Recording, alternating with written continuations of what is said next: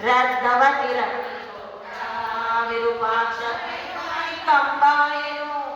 కాపురం పునకొచ్చెను కోడలు కనికరంబుగనుండెను రాజమండ్రి పురమును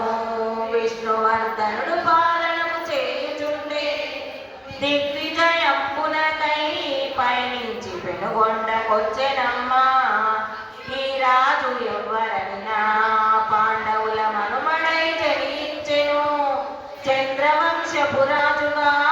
ఈతను ప్రఖ్యాతిగాంచెనమ్మా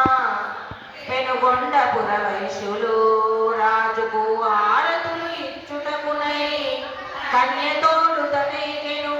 కుసుమారి వేడుకలు చేయుచుండే కన్య